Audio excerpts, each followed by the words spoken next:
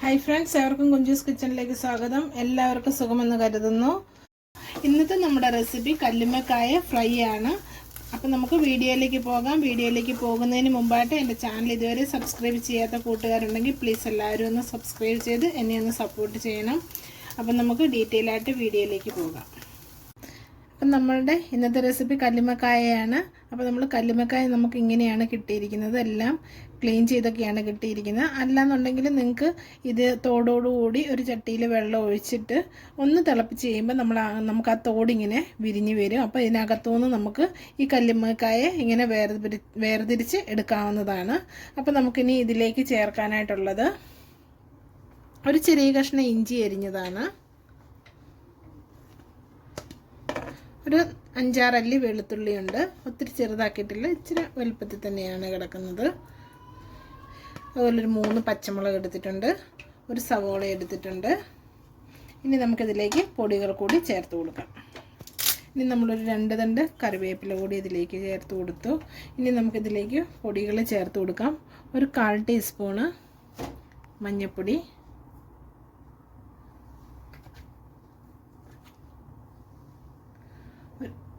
അര ടീസ്പൂണ് മുളക് പൊടി,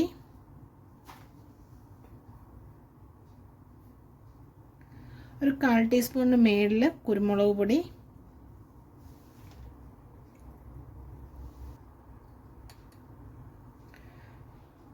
ഒരു അര ടീസ്പൂണ് മീറ്റ് മസാല,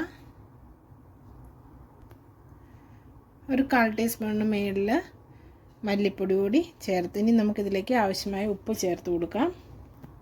നമുക്കൊരു അര ടീസ്പൂണോളം ഉപ്പ് കൂടി ചേർത്ത് നമുക്ക് നന്നായിട്ട് ഒന്ന് മിക്സ് ചെയ്യാം.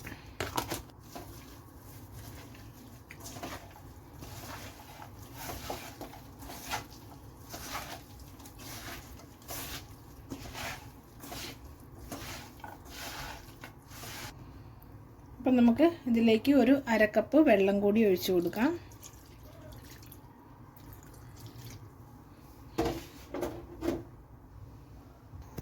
അപ്പോൾ ഇനി നമുക്കിതൊന്ന് വേവിച്ചെടുക്കണം. അപ്പോൾ നമുക്ക് ഫ്ലെയിം ഓണാക്കി ഒരു മീഡിയം ഫ്ലെയിമിൽ ഒരു 5 മിനിറ്റ് നമുക്ക് അടച്ചു വെച്ചൊന്ന് വേവിക്കാം. അപ്പോൾ നമുക്ക് അടുപ്പൊന്ന് ഇടയ്ക്കൊന്ന് തുറന്ന് നോക്കാം. നമ്മൾ കല്ലുമ്മക്കായ എന്നുള്ള വെള്ളം എല്ലാം ഇറങ്ങിയിട്ടുണ്ട്. നമുക്ക് ഒന്ന് ഇളക്കി ഇട്ട് കൊടുക്കാം ഇടയ്ക്ക്.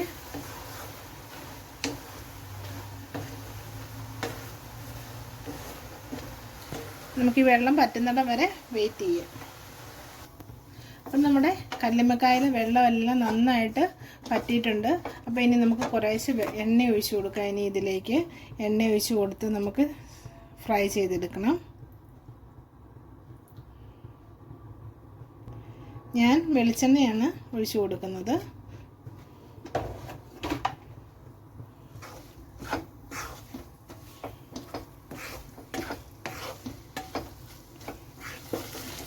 ഇനി നമുക്ക് നന്നായിട്ടൊന്ന് മിക്സ് ചെയ്ത് കഴിയുമ്പോൾ തന്നെ ഈ എണ്ണയിൽ കിടന്ന് ഇതൊന്ന് നന്നായിട്ടൊന്ന് ഫ്രൈ ആയി വരണം. അതുവരെ നമുക്കിനി വെയിറ്റ് ചെയ്യാം. അപ്പം നമ്മുടെ കല്ലുമ്മക്കായ ഇതേണ്ട ഇവിടെ നന്നായിട്ട് അടിപൊളിയായിട്ട് ഫ്രൈ ആയി വന്നിട്ടുണ്ട്. നിങ്ങളെല്ലാവരും ഇതൊക്കെ ഒന്ന് ട്രൈ ചെയ്യണം. നിങ്ങളുടെ അഭിപ്രായങ്ങളൊക്കെ ഒന്ന് കമൻറ്റ് ബോക്സിൽ മെൻഷൻ ചെയ്യണം. ഇനി പുതിയൊരു വീഡിയോ ആയിട്ട് വരുന്നിടം വരെ എല്ലാവർക്കും നന്ദി.